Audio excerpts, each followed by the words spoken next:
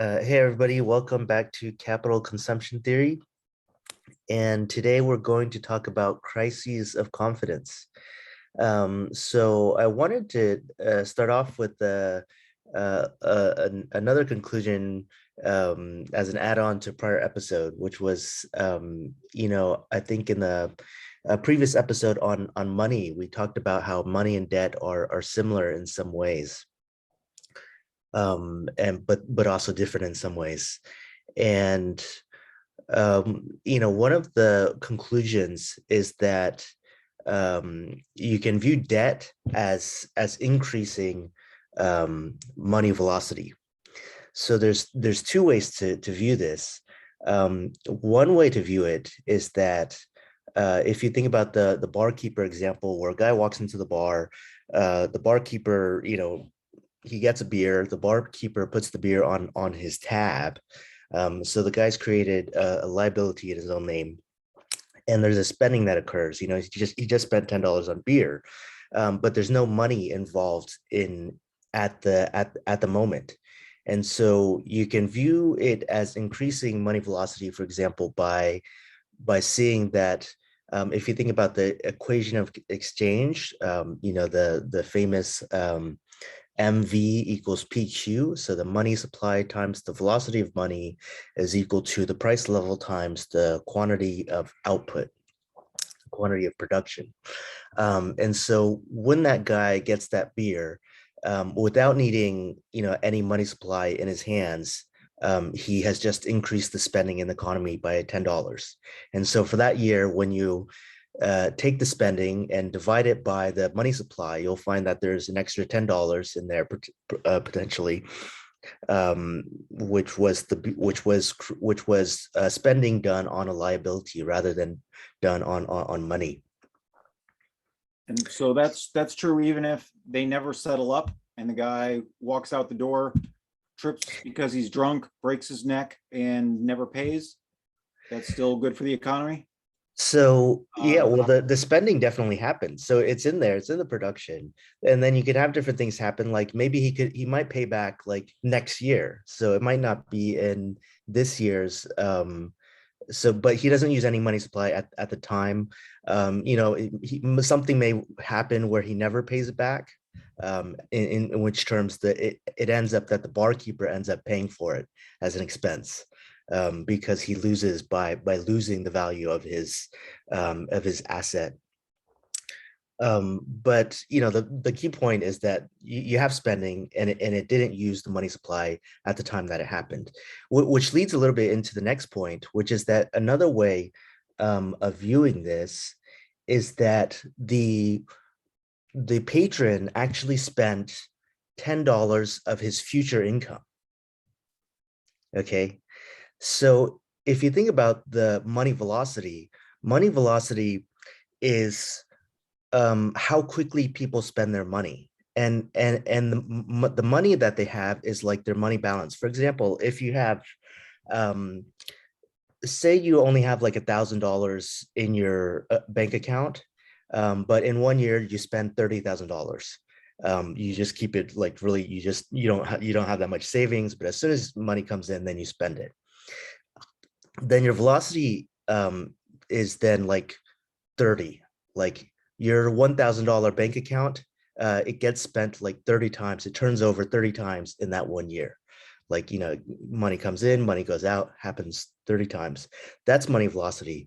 The inverse of that is money demand, which is the holding period of money in your bank account. It's on average, when you have money in your bank account, how long does it stay there before it goes out the door? And so when you create liabilities on your own name and you say, I will pay the barkeeper, say you're the barkeeper, I say, Brian, Mr. Barkeeper, I will pay you, in the future. So I get that beer right now, but I've spent money in the future. So that has actually decreased my my money demand, my holding period for money, because I've actually spent money before it went out the door. Because the holding period is the time from when I get the money until I spend the money. So normally maybe it's like I got the money from my paycheck, last week, and this week I'm spending it. But Now your here money we're has a actually negative lifespan. exactly the liability creates a certain amount of money, $10 here, which has a negative holding period where I spent it now, but 1 year down the future when Brian, who's very generous, finally says, "Hey Eddie, pay up." I'm spending right. I spend it first, and then I'm going to receive it sometime in the future, and then give it back to Brian, the barkeeper. So Eddie, I don't deal in alcohol, but if you want me to be a hamburger salesman and you tell me you'll gladly pay me Tuesday for a hamburger today, I think we yeah, can work something out. we can do that. I eat hamburgers as well. I All right. actually like hamburgers better than beer, so so this is good. But So does so this that lead to a so crisis of confidence somehow? yeah, so how does so our main topic today is the crisis of confidence. So um a big theme for this episode is the equation of exchange, that MV equals PQ. Money supply times velocity of money is equal to the price level times the quantity of production. And a lot of people sort of misuse it because they sort of oversimplify it. They view it just algebraically as just kind of they're viewing it too statically. But you have to view it dynamically and realize that money supply may be changing. At the same time, velocity can be changing. At the same time, that the price level can be changing. At the same time, that production can be changing. And you have to view all four of those variables as changing, and examine the linkages to what can actually happen. So our first type of crisis of confidence here is a spending crisis. So spending crisis is essentially, Keynes's paradox of thrift. So spending crisis is where people are getting sort of worried about the economy, about their income, and they decide they better save a little money. They better not spend so much. They should save a little bit of money. And if everybody does this, in the paradox of thrift, the money that you spend is somebody else's income. So because I'm not, buying as many hamburgers as I used to, Brian now has less income. And Brian, as his income goes down, then he starts getting worried. He starts spending less, and so everybody that he spends money with, their income also decreases. So in the equation of exchange, what's happening here is that velocity of money is going down. The money supply didn't change at all, but the velocity of money is going down because people are like, oh, you could say that their money demand is going up. They're like, I need to save some money. So the velocity goes down, and spending contracts as a result. So this is the paradox of thrift. This is essentially what happens in recessions. The second type of crisis of confidence is a debt crisis. So debt crisis, you can imagine, is like a bank run would be one example in the CCT view, because as we talked about in the previous episode on money, bank deposits are actually the liabilities of the bank. They're actually money that the bank owes to, people who have opened deposit accounts at the bank. The bank doesn't actually hold on to the money. They just promise, whenever you want to, I'll give you the money back. Okay, so the bank there is actually creating liabilities, which many economists will consider that money, and most people think of that as money. But really, the most accurate way to describe that is that is liabilities that the bank has created. It's similar to the barkeeper example, but here the banking system is just creating all of these IOUs in its own name, and people pass it back and forth, and the economy runs on it.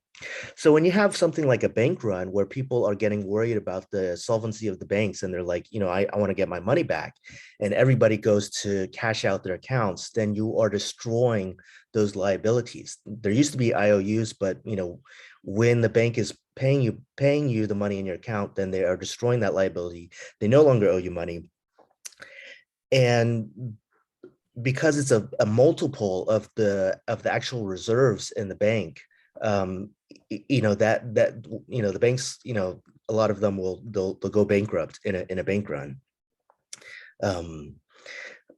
For example, in the Great Depression. Um, so this is so if we go back to the equation of exchange, what is happening here, and remember here we're viewing M as the base money, MV equals PQ. So if you're if you're an economist who thinks that the bank money is actually money, then they would consider that a contraction of the money supply, and that also impinges on, it causes spending to contract. But the CCT view is that is not a um, that's not money supply. That's actually liabilities. But remember, liabilities help the velocity of money to increase. So people are putting money into the bank lends it to other people, and then those people who get to spend the money. So the money sort of runs around from people depositing it into the bank and then getting lent out, and then somebody else spends it. So when all of those liabilities contract, then spending also contracts. So that's a debt crisis. You can also have debt crises in, say, the private sector, where companies are lending each other money, and then a crisis of confidence happens, and they become less willing to roll over that debt. They become less willing to continue to lend, and when they do that, similar things happens. Like it's sort of you know, um, those liabilities contract, and as a result, because the spending contracts, the transactions and the spending contract, because the liability was holding up that activity, and so when it disappears because people don't want to lend anymore, then the economy contracts. And this is what the central bank, when it changes the interest rates, is trying to influence the amount of lending that's going on to change the money supply Yeah, and a little momentum bit. that way. They don't think of it in the terms that we were just talking about, but they just think of it. But yeah, they just think of it as um, putting money into the debt markets and lowering the interest rates so that it is easier for businesses to borrow money, and easier for and thereby causing businesses to invest more, because it's easier for them to borrow. Yeah. Right, which is increasing the money supply. Yeah, which is That's also increasing the money supply. yeah. Yeah. Yeah. Yeah. So they're not necessarily envisioning an increase in liabilities, but they're increasing the money supply, and they're hoping that it goes through liabilities at a sort of like a constant rate, and you get more investment spending from it. So with the debt crisis, you have something which the price is locked at par. So money in the bank, a bank deposit, it's always like, if you put $1 in, you're allowed to get $1 out. That is the contract. So the price of that bank account is locked at par, and then the volume of debt contracts. So another theme of today's episode is that, and I think I've said this on a previous episode, but I never got around to why, the economy really runs on trust.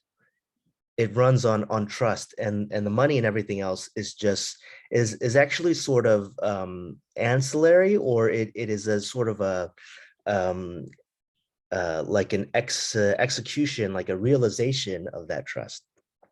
So with the debt crisis, with the price locked at par, what happens is that the volume contracts. So if you think about it as a demand and supply, that type of a market, a demand and supply market, then with the debt crisis, the price is locked at par, but the volume contracts. So that's a debt crisis. The third type of crisis of confidence is an asset crisis. So you can think of like the 1929 stock market crash, or 2007. You can think about stocks in real estate. And so an asset crisis is similar to a debt crisis in terms of what you're seeing is a crisis of confidence, a crisis of trust in the economy or the future. And as a result of that, demand may be contracting here for the asset, or for like in the debt crisis, it was for bank liabilities. Demand is contracting because people are afraid to keep their money in banks. With the asset crisis, demand for assets is decreasing because people are worried about the value of those assets. So when people worry about the values of stocks, then maybe they want to sell their stocks, and then the price goes down. So with an asset crisis, with assets, what happens is that the volume fluctuates. So the volume here may actually go up, or it may stay about the same, but the price is going down, and the valuation is going down. So if you look at like what happens in a stock market crash, it may go up initially because, say, everybody wants to sell. But remember, buying and selling is always matched. You can't sell unless somebody else is buying. So, in the beginning, like everyone wants to sell, the price goes way down until like it's far enough down that you have, buyers willing to buy at the much lower price as all the people are selling. And then, at the same time, later the volume may go down because nobody wants to buy it. Right? I mean, Because that's people are that's worried about theoretically the cost. true, but don't we have a lot of that going on Wall Street? Isn't that naked short selling? That or people are selling stocks that they don't own, and Yeah. they're So short selling is really interesting. Um, so with short selling, you're borrowing a stock and selling it. So that gets even more complicated. I think in the interest of time that we won't get into it too much, but very briefly, right. like short selling means that you're borrowing it, and And naked short selling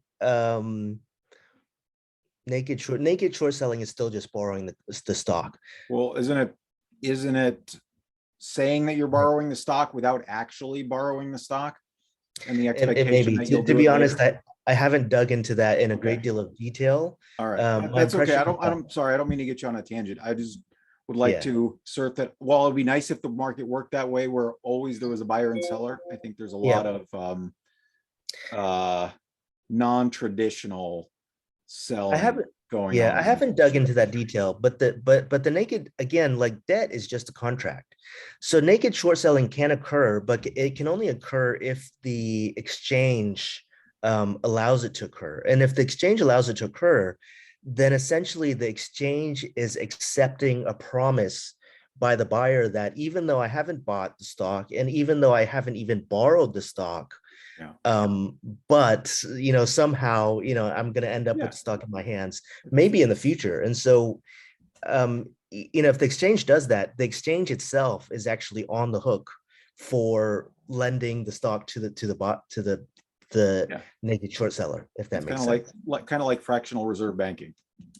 Right. Yeah, yeah, But there's a anyways, there's a okay. promise there that they will borrow or buy the stock in the future, and the person that they made the promise to, which is basically the exchange, because when the exchange allows them to sell that stock and then somebody else buys the stock, the buyer is going to be looking to the exchange, at some time in the future saying, where's my stock? Where's Right.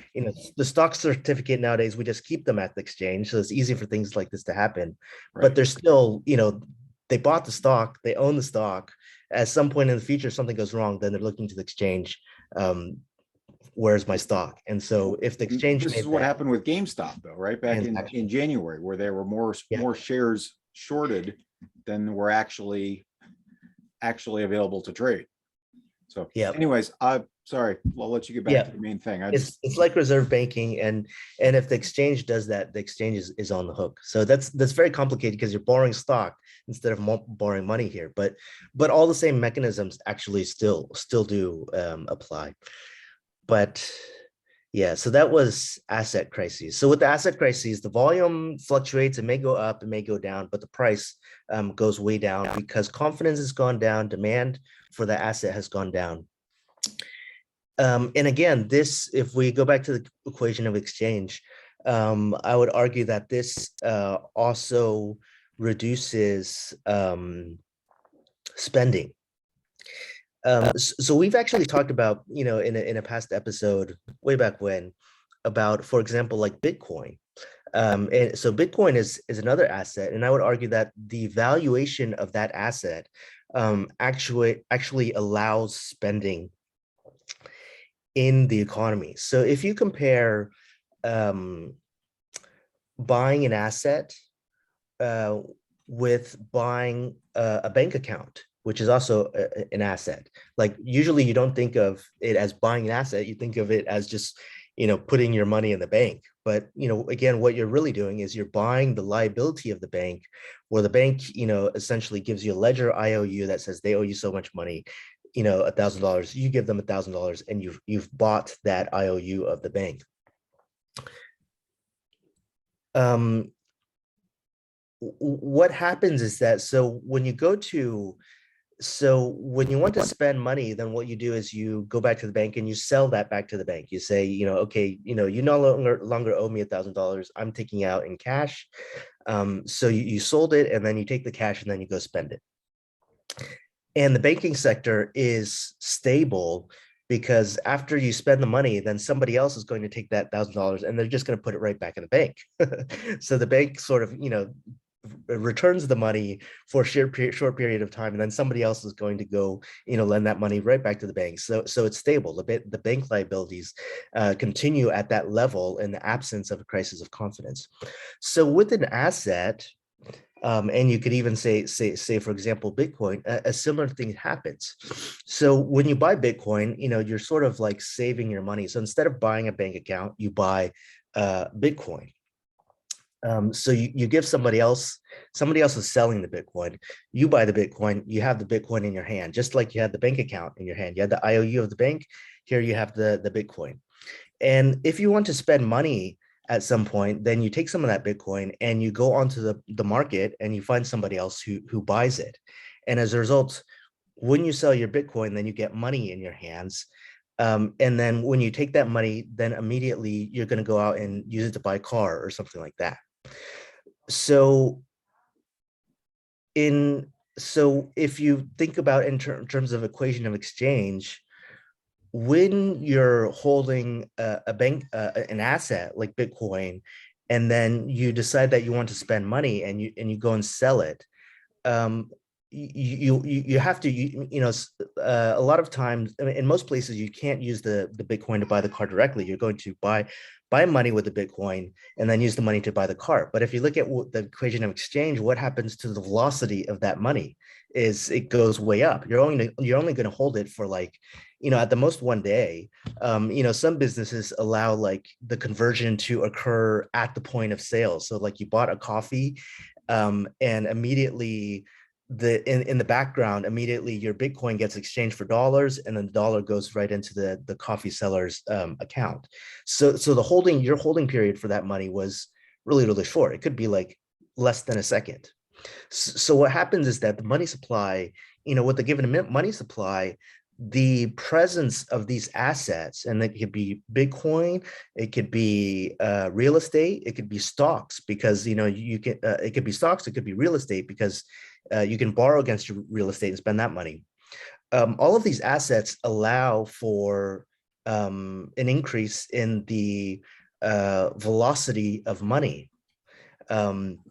They're almost sort of like a quasi money supply in that sense. And so again, in a type 3 crisis, an asset crisis, where, in 2007, like the year before, everybody, people, not everybody, but certain, upper class,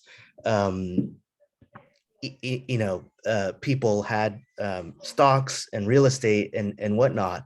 And then, the year back, they had this much value. And then the next year, crisis happens and the valuation goes down by a third or by half. Then, these people, say they're like, upper class professionals or something, they're looking at their stock market account, their brokerage account, and the year before they had like $100,000, $200,000, cool. I got lots of money I can spend, even though it's not in a bank account, it's in their brokerage account as stocks. Then that value contracts by half or a third, and then very real thing. They're going to be like, wow, maybe I cannot actually afford to spend that much money. So as a result, in an asset crisis, the reduction in valuation of those assets will actually cause a reduction in velocity of money and cause contraction. The last type would be a currency crisis. And by currency crisis here, I mean like a really severe currency crisis, like, like Weimar hyperinflation or something of this type. Um, in that type of um, in that type of crisis, so with the type 3 crisis, the assets were reducing in value. And so that was killing spending because the assets were reducing people's wealth that they had available to spend. In a currency crisis, a currency is essentially doing the same thing. It is losing value, and as a result of that loss in value, what happens is that the real money supply actually contracts, um, no matter how fast it's printed. So in those types of crises, generally, the government and the central bank, they will be trying to sort of like the government will be trying to keep up, spending, and the central bank will be trying to prevent the economy from contracting by printing lots and lots of money. But despite all of that printing and increase in volume, because there is a crisis of confidence and people are losing their faith and losing their demand for money, the price and valuation again of that money is contracting, and generally it contracts even faster than the money can be printed. Usually part of that is often that sellers, they will not be willing to hold money, or they'll be worried about. So when they go to sell things, and they're thinking about what is the currency going to be worth in the future, they're going to put the price up really, really high. And they're going to put up the price up too high to protect themselves. But as a result, with prices going up, sort of very too fast, faster than the supply is actually increasing, you have real money supply contraction, and you have spending goes way down because people actually don't have enough money despite having lots of money. But in real terms, they actually end up with not enough money in their hands, because again, the economy actually doesn't run on money. Money is just sort of like a vehicle. The economy, in the end, it really runs on trust in people's faith in the fact that I can provide an input into the economy, and then as a result, in the future, I will be able to claim outputs out of the economy. So whenever you have a crisis of confidence of any type, the economy sort of grinds to kind of contracts, grinds to a halt. The activity, the pace of activity goes down. So my conclusion from these 4 types of crises is that if you think about it, out of all these different ways for confidence to go down, or also for confidence to go up, because it works in the positive direction also, like when assets are getting more and more valuable, that also adds spending to the economy.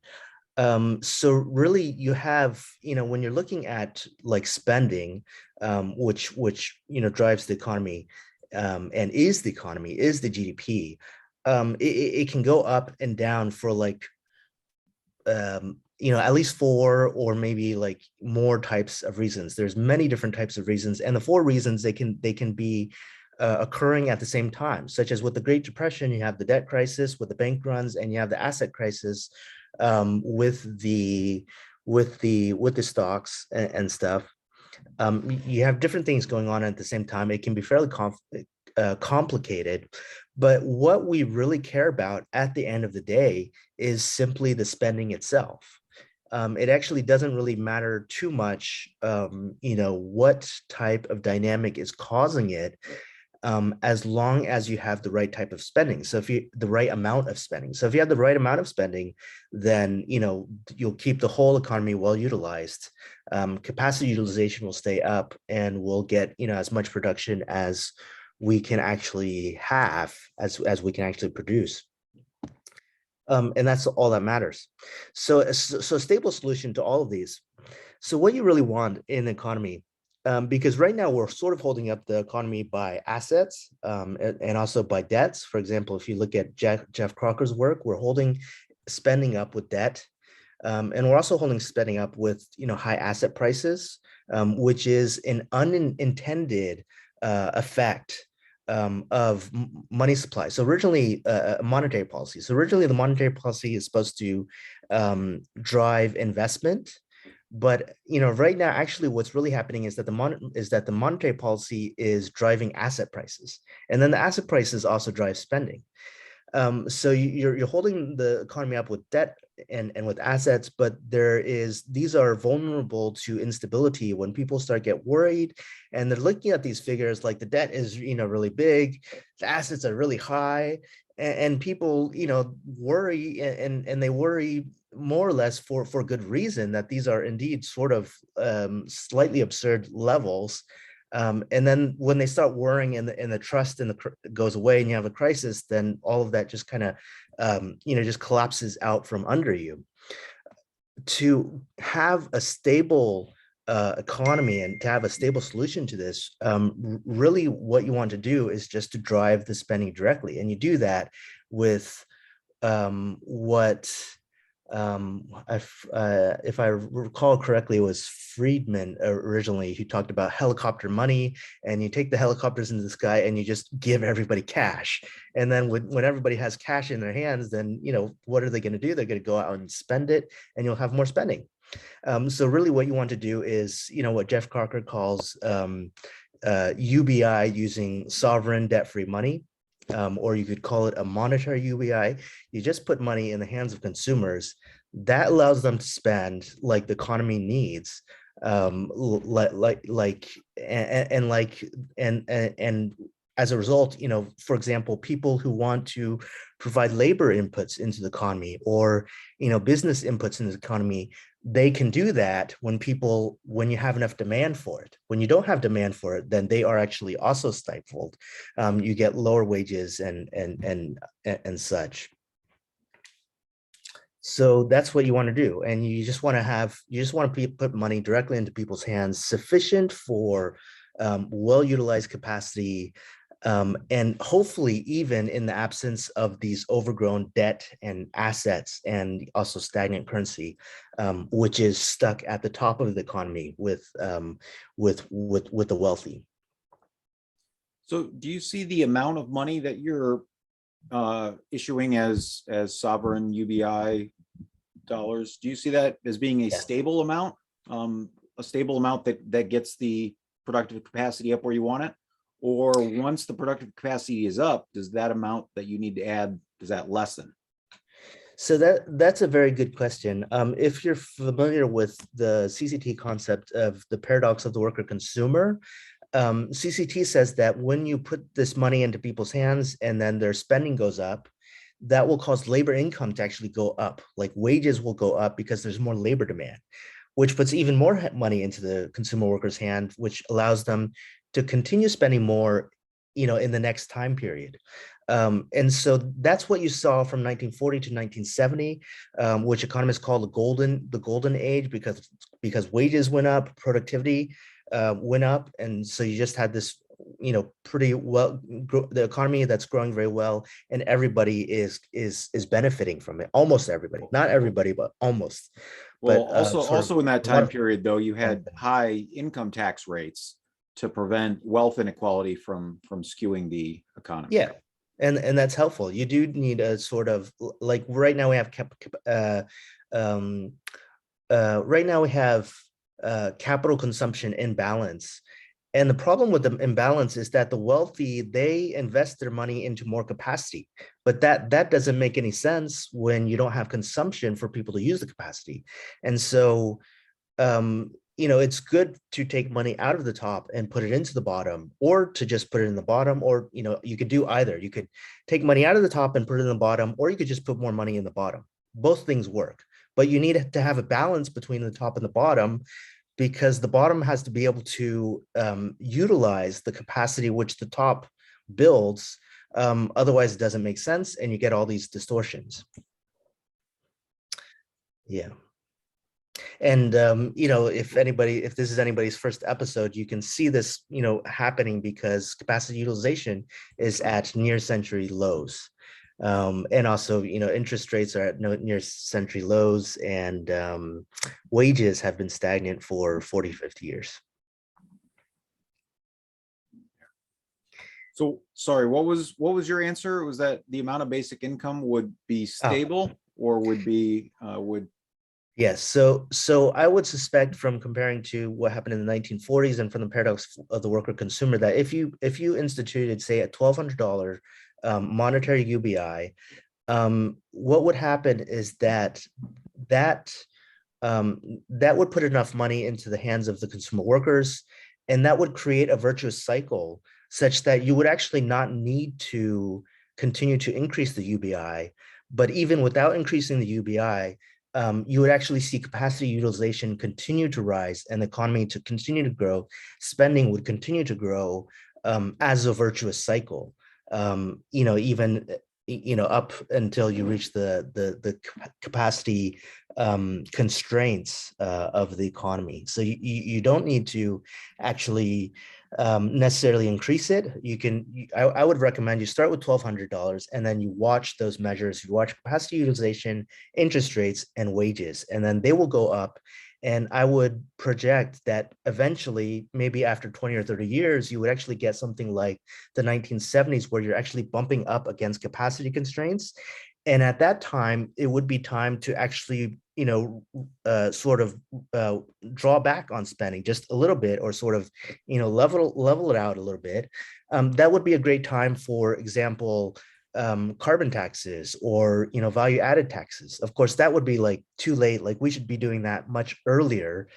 We shouldn't wait until that happens. But like in general, in a situation like the 70s, like in the 70s would have been a great time for us to add value added taxes, especially key to luxury items. Like, reduce the spending a little bit so that capacity can catch up. Carbon taxes would be wonderful in that time. But in general, you would want the spending to come down a little bit, but you would want to be very careful, because if you're not careful, you'll get what you got in the 70s, which is that spending goes down, spending stagnates, and wages stagnate. Wages stagnate more. So most people, spending sort of goes like that. It keeps going up, but not as fast. And so most people don't catch that. But the wages stagnate, and you go into the opposite direction of the paradox of the worker consumer, where stagnant wages are causing stagnant spending, which causes stagnant wages to continue. And that goes on for 40 years. You want to not do that. When you see that you're coming off of the capacity constraints and inflation is coming down, then you want to sort of nudge the spending up again to keep it close to that ceiling of capacity. If that makes sense. So unless you have any other questions or comments, I think it would be a good place to end our episode today. So thank you, everybody, for watching Capital Consumption Theory. See you guys in 2 more weeks.